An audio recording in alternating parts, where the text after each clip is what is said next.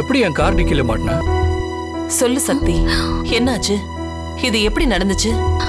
நேத்து ராத்திரி நான் தூங்கிட்டு இருக்கும்போது எனக்கு ஒரு கெட்ட கனவு வந்துச்சுமா.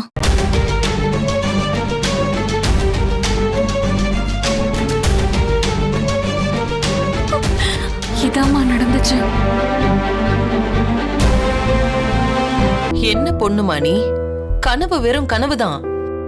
அது உண்மையா இருக்குமோன்னு பயந்துகிட்டு யாருக்கிட்டையும் எதுவும் சொல்லாம உங்க அப்பாவை பார்க்க போயிடுவியா? அதுவும் வாழ்க்கைய சீரழிக்க பார்த்த அப்பன். அந்த பொறுக்கி ராஸ்கல் கேசவன் அந்த ராத்திரி நேரத்துல கூட வெறி நாய் மாதிரி உன்கிட்ட வந்திருக்கானா உன்னை அடையணுங்கிற ஆசையில தீவிரமா கண்காணிச்சுக்கிட்டு இருக்கான்னு தான் அர்த்தம். சக்தி, உனக்கு இன்னும் ஆபத்து இருக்குங்கிறதுனாலதான் உனக்கு பாதுகாப்பு கொடுத்து நான் ஏன் பார்வையிலேயே வச்சிருக்கேன். கேசவன் கிட்ட நீ சிக்கி இருந்தா என்ன ஆயிருக்கும்? உன் மானம் போயிருக்கும். கார் டிக்கிக்குள்ளேயே இருந்திருந்தா உன் உயிர் போயிருக்கும். சரிங்கம்மா.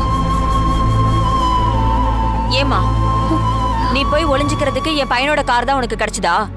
வேற காரே உனக்கு கிடைக்கலையா?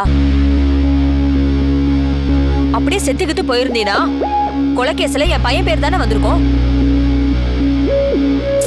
எதுக்கும் ஆகாத உனக்காக என் புள்ள கோர்ட்டு கேஸ்னு சீரழியணுமா? என்ன நீங்க எந்த நேரத்துல என்ன பேசிட்டு இருக்கீங்க? பாவம், அவளே மறுபிறவி எடுத்து வந்திருக்கா. இந்த சூழ்நிலையில அவ மனசு காயப்படுற மாதிரி பேசலாமா? இதுல அவ மனசு காயப்படுறதுக்கு என்ன இருக்கு ருத்ரா? இவளுக்கு ஏதாவது ஒண்ணு ஆயிருந்துச்சுன்னா அந்த பழைய பையன் மேல எல்லாம் வந்திருக்கும். அந்த ஆதங்கத்துலதான் சொல்லிட்டு இருக்கேன். அதான் நீங்க சொல்ற மாதிரி எதுவும் நடக்கல இல்ல. நடந்திருந்தா என்ன ஆயிருக்கும்னு அனுமானத்துல பேசுறது எப்படிமா சரியா இருக்கும்? இப்ப இவளுக்கு தேவை ஆறுதலான வார்த்தைகள் தானே தவிர கோபமான வார்த்தைங்க இல்ல.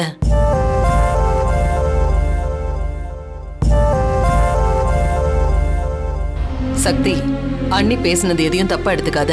ஐயோ அம்மா, நான் ஏமா தப்பா எடுத்துக்க போறேன்? அவங்க கோவப்படுறது ஒரு நியாயம் தானே. தப்பு ஏன் மேலதாமா இருக்கு.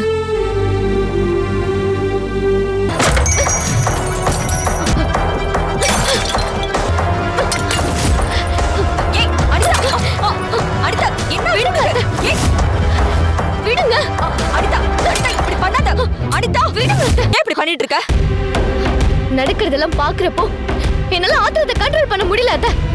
ஒரு வேலைக்காரிக்கு மம்மி இவ்வளவு முக்கியத்துவம் கொடுக்கறாங்க, அத நினைச்சாதான் எனக்கு பத்திக்கிட்டு வருது. உன் அம்மா அவளுக்கு வழக்கமா கொடுக்கற முக்கியத்துவம் தானே இப்ப கொடுத்துட்டு இருக்காங்க. அதுக்கே நீ இவ்ளோ டென்ஷன் ஆகுற? இன்னைக்கு வழக்கத்தை மீறின உபசரிப்பு போயிட்டு இருக்காத்த, அதுதான் என் கோபத்துக்கு காரணமே. பாயில படுத்துட்டு இருந்தவளை கொண்டு வந்து மெத்தையில படுக்க வச்சிருக்காங்க. இப்ப அவளுக்கும் எனக்கும் என்ன வித்தியாசம் இருக்கு? நீங்களே சொல்லுங்க அத்தை. அத பார்த்ததும் எனக்கும் பத்திக்கிட்டு தான் வந்துச்சு.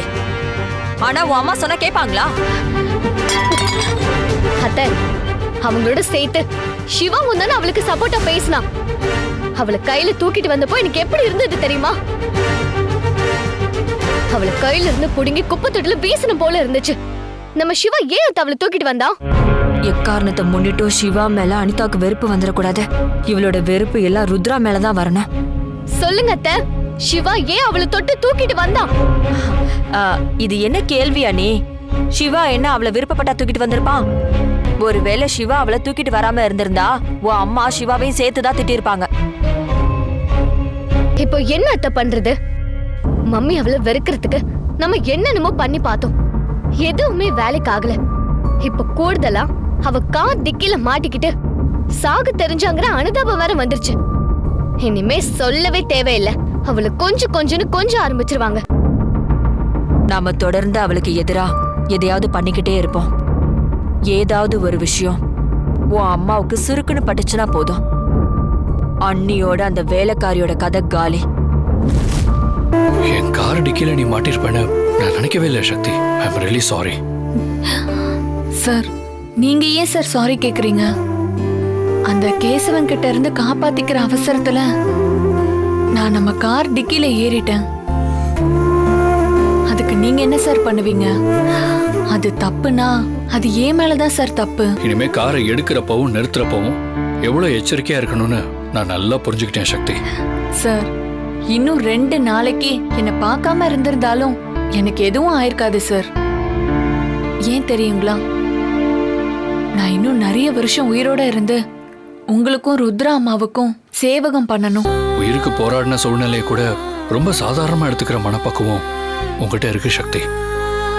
உன்ன மாதிரி நான் பாதிக்கப்பட்டிருந்தா அந்த அதிர்ச்சியிலேருந்து மீண்டு வர்றதுக்கே எனக்கு ரொம்ப காலம் ஆயிருக்கும். You are really really great.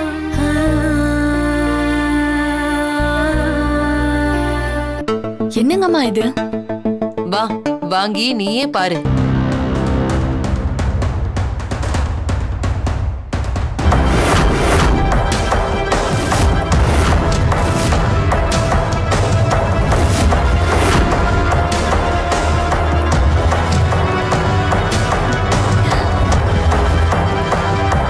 இதை ஏம்மா என்கிட்ட கொடுத்தீங்க?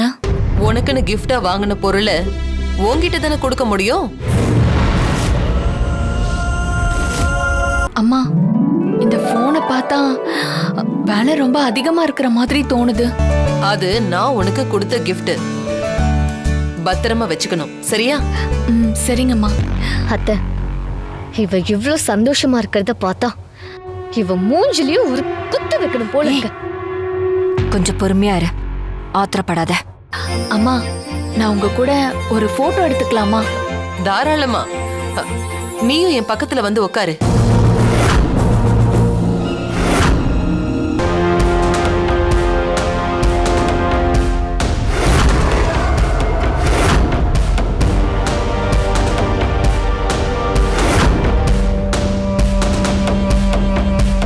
ஒரு வேலைக்காரி உன் அம்மாவை எப்படி கட்டி பிடிச்சிட்டு உட்கார்ந்துருக்கா பாரு.